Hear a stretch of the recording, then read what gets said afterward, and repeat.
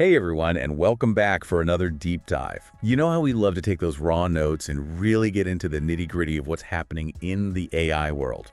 And this time, you guys sent us some amazing stuff from an office hours session all about AI and business. Oh, yeah. These office hours are like gold mines. You've got entrepreneurs, developers, all these people on the front lines of AI innovation, just sharing what's working, what's not. It's like a cheat sheet to the future, right? Like a sneak peek behind the scenes. Exactly. And one thing that really stood out from these notes was this idea that you got to find your niche. You mean like forget trying to conquer the whole AI market and focus on a specific area? Exactly. That's the gold rush right now. Yeah. Finding those industries where no one's using AI effectively and becoming the go-to expert. Like imagine being the only plumber in a town where every house has leaky faucets. You'd be in high demand. Exactly.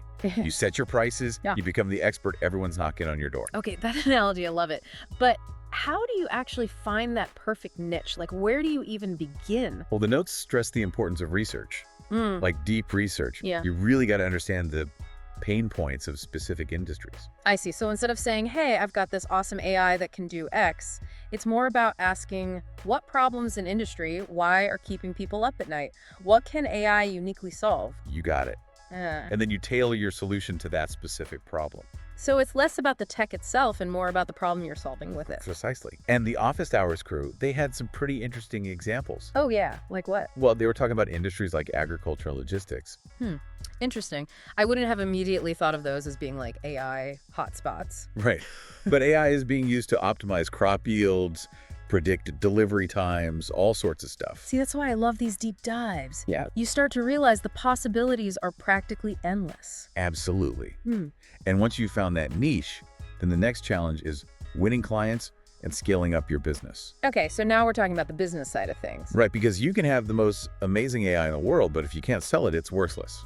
And from the notes, it sounded like there was a lot of discussion about the importance of networking and sales. Oh yeah. One participant, they had a really strong sales background, and they were emphasizing that even if you're a tech genius, you need those skills. Because at the end of the day, you're running a business, right? Exactly. You got to get out there, build relationships, make those connections. So it's not just about having a great product. It's also about getting it in front of the right people. And making them understand its value. Like this participant, they were talking about the power of cold email outreach. Cold emailing. Really? It still works, especially when you're targeting decision makers. Huh. I guess you got to use all the tools in your arsenal, right?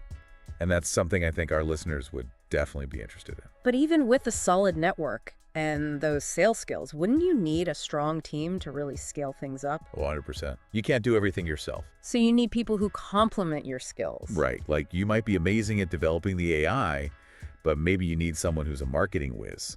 Yeah, or maybe you're great at the business side, but you need a tech expert to handle the development. Exactly. There's a great example in the notes about an AI developer partnering with a marketing expert to launch this facial recognition software for security companies. Oh, wow. So the developer built the tech and the marketer knew how to sell it. A perfect match. And together, they were able to reach a much wider audience. So even for those of us who aren't necessarily tech geniuses, there's still a way to be part of this whole AI revolution. Absolutely. You just need to find your role in the ecosystem. And speaking of ecosystems, the office hours crew, they also delved into the fascinating world of AI and HR. Oh yeah, that's where things get really futuristic. Okay, I am all ears.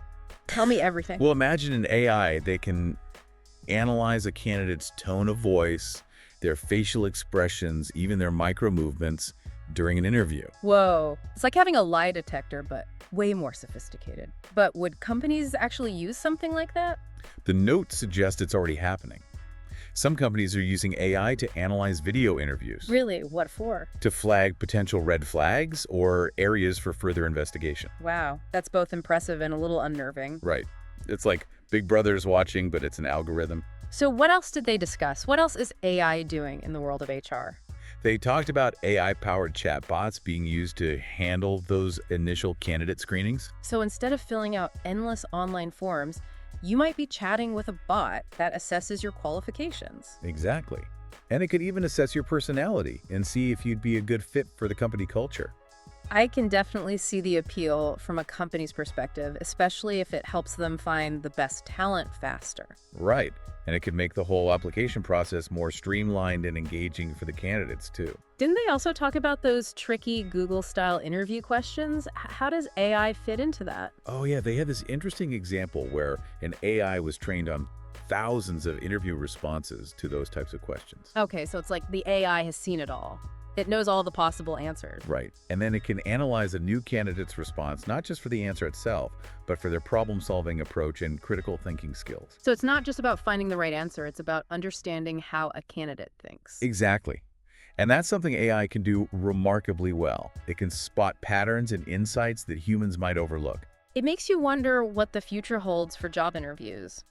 Will we all be talking to AI avatars instead of human recruiters? It's certainly a possibility. But the office hours folks seem to believe that the most likely scenario is a collaboration between humans and AI. So the best of both worlds, where AI handles the more routine tasks and humans focus on the aspects that require emotional intelligence and intuition. Exactly. Like AI can help us sift through the data, but it's still humans who ultimately make those hiring decisions. That makes a lot of sense. And it brings us to another key theme from the notes, the importance of testing and iterating when it comes to AI development. Oh yeah, that's crucial. They emphasize launching products early and getting real-world feedback. Why is that so important in the AI space? Because AI is constantly evolving. What works today might be obsolete tomorrow. So you got to stay ahead of the curve. Exactly. The only way to do that is to constantly experiment, learn, and adapt. It's like the Wild West out there in the AI world. It really is. So instead of aiming for perfection right out of the gate, it's better to get a minimum viable product out there and then refine it based on user feedback. So fail fast and learn from your mistakes. Exactly. And the notes even mentioned a few examples of companies that pivoted their entire AI strategy based on early user testing. Wow. So it really can make a huge difference. It can save you time, money, and ultimately lead to a much better product. So the key takeaway here is to embrace that agile mindset. Yeah. Don't be afraid to experiment and learn from your mistakes. Absolutely. Yeah. And it's not just about the technology itself, it's also about understanding your target audience and their needs. Right. You could have the most advanced AI in the world, but if it doesn't solve a real problem for real people, it's not going to be very successful. Precisely. And that brings us back to the collaborative spirit of the office hours sessions. It's a space where people can share their ideas, get feedback, and learn from each other's experiences. It sounds like a fantastic resource for anyone working in the AI space, whether you're a seasoned developer or just starting out. It is. And Speaking of learning, the Office Hours crew also spent some time discussing AI-powered chatbots. It sounds like they see those as a major growth area. Oh, absolutely. Chatbots are becoming increasingly sophisticated thanks to all the advances in natural language processing. I've definitely noticed that some of the chatbots I've interacted with recently are incredibly realistic. It's almost like talking to a human. That's the goal. And the office hours folks, they were really excited about the potential of chatbots to revolutionize everything from customer service to sales and marketing. Okay, I'm intrigued. Give me some examples. How are companies actually using these AI-powered chatbots? One example that stood out was a company that used a chatbot to handle customer support inquiries on their website. So instead of having a human sitting there answering emails and phone calls. Exactly. The chatbot could answer frequently asked questions, troubleshoot technical issues, and even escalate complex cases to human agents when needed. So it's like having a 247 customer support team, but without the overhead costs. And because the chatbot was powered by AI, it could learn from each interaction and get better over time. That's incredible. But what about those annoying chatbots that just give you canned responses? The ones that make you want to scream, just connect me to a human. Oh yeah, we've all been there. So how do you avoid creating a chatbot that's more frustrating than helpful? The office hours crew acknowledged that frustration. They emphasized the importance of designing chatbots that are truly intelligent and engaging. So it's not just about automating responses, it's about creating a chatbot that feels natural and helpful. Exactly. And that requires a deep understanding of human language and psychology. This is all so fascinating. It sounds like AI-powered chatbots have the potential to transform the way we interact with businesses and each other. What else did they discuss? Well, they talked about how chatbots can be used for lead generation and marketing. Imagine a chatbot that pops up on a website and starts a conversation with a potential customer. So instead of having a salesperson cold calling people. Exactly. The chatbot could ask questions about their needs, recommend products or services, and even collect contact information for follow-up. It's like having a virtual salesperson working around the clock. Exactly. Hmm. And because chatbots can personalize their interactions based on the user's behavior and preferences, they can be incredibly effective at nurturing leads and building relationships. This is all so exciting, but it also raises some important questions about the future of work. Are we all going to be replaced by robots? That's a question that comes up a lot, but the office hours folks seemed optimistic. They believe that AI will augment and enhance human capabilities rather than replace us entirely. So it's about collaboration rather than competition. Exactly. Yeah. And that's really the overarching message that came out of these office hours sessions. AI is a powerful tool, but it's most effective when it's used in partnership with human creativity, ingenuity, and compassion. That's a really encouraging thought. But before we get too carried away with all the positive aspects of AI, we should probably acknowledge that there are also some potential risks and challenges. Did the office hours crew address that at all? They did. They talked about the importance of responsible AI development and the need to ensure that these technologies are used ethically and for the benefit of society. That's reassuring to hear. It's all too easy to get caught up in the hype and forget about the potential downsides. Absolutely. Yeah. But I think the office hours community is a great example of how people are working together to ensure that AI is used for good. We're just starting to talk about the potential risks and challenges of AI. Did the office hours crew dive into that at all? Oh yeah, they definitely didn't shy away from the tough questions. Yeah. There's a lot of concern out there about AI being used for nefarious purposes. Right, like job displacement bias, those kinds of things. Exactly. Yeah. And they acknowledged that those concerns are valid, but they also emphasized the importance of responsible AI development.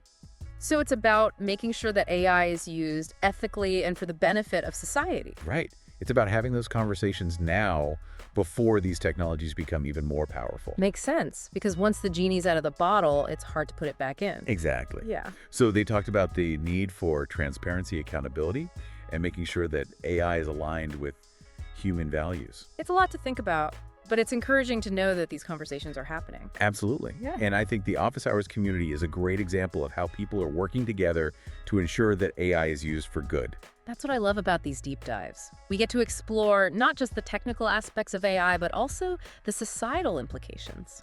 It's not just about building cool tech, it's about building a better future. But even with all these positive applications of AI, we still need to be mindful of the potential risks. Absolutely. Like any powerful tool, AI can be used for good or for bad. So it's up to us to ensure that it's used responsibly. Right. We need to be having those ethical conversations and making sure that AI is aligned with our values. And that's where the office hours community comes in. They're not just talking about the technical aspects of AI, they're also talking about the ethical implications. They're really trying to foster a responsible and inclusive approach to AI development. Which is so important because the future of AI is going to be shaped by the decisions we make today. Exactly. So we need to be thoughtful, deliberate, and always keep the human element in mind. That's a great point. AI should be a tool that empowers us, not replaces us. Absolutely. And we've covered so much ground in this deep dive into AI and business. It's incredible to see how this technology is impacting practically every industry. It really is. And it's only going to get more pervasive as AI continues to evolve. So let's try to synthesize everything we've learned from the office hours notes. What are the key takeaways for our listeners? What do they absolutely need to know? Well, I think one of the biggest takeaways is that AI is no longer just a futuristic concept. It's here, it's now, and it's already having a profound impact on the way we work and live. Right, it's not just science fiction anymore. It's real, and it's happening all around us. Exactly. And that means that everyone needs to start thinking about how AI is going to affect their industry, their job, even their personal life. So it's not just something for techies to worry about. It's something that's going to touch all of us. Absolutely. And another big takeaway is that AI is not a one-size-fits-all solution. It's not a magic bullet that's going to solve all our problems. Right. We talked about the importance of finding your niche, finding that specific area where AI can truly add value. Exactly. And that ties into another key takeaway, the importance of communication. Oh yeah, you can have the most amazing AI in the world, but if you can't communicate its value to potential clients, it's worthless. It's like we were saying before, you got to be able to sell it. You got to be able to build relationships and make those connections. And you got to be able to articulate a clear return on investment. Like, why should someone choose your AI solution over all the others out there? That's where those sales and networking skills come in. Exactly. And that's why the office hours community is so valuable. It's a place where people can share their knowledge, their experiences, and their best practices. It's like a support system for anyone working in the AI space. Absolutely. Whether you're a seasoned developer or just starting out, there's someone in that community who can help you. And they're all about embracing that experimental mindset. Oh yeah. They emphasize the importance of testing, iterating, and not being afraid to fail. Because in the world of AI, failure is just a learning opportunity. Exactly. It's all part of the process. So to sum it all up, what are the 3 biggest things our listeners should take away from this deep dive? Number 1, find your AI superpower. What is it that your AI does better than anything else? What problem does it solve that no one else can? Number 2, master the art of communication. Learn how to pitch your AI solution, build relationships, and articulate a clear return on investment. And number 3, never stop learning and iterating. The AI landscape is constantly changing, so stay curious, stay adaptable, and stay connected to a supportive community. Those are fantastic takeaways, and I think it's important to remember that AI is not just about technology, it's about people. It's about using technology to empower people to solve problems and to make the world a better place. Well said. And on that note, I think it's time to wrap up this episode of The Deep Dive. It's been a fascinating journey exploring the world of AI and business. I agree. We've covered a lot of ground, and I hope our listeners have found it valuable. To everyone listening out there, we encourage you to continue exploring the world of AI and to think critically about its potential impact on your life and your work. And remember, the future of AI is not predetermined. It's something that we're all creating together. So let's make sure we create a future that's beneficial for everyone. Absolutely. Thanks for joining us, and we'll see you next time on The Deep Dive.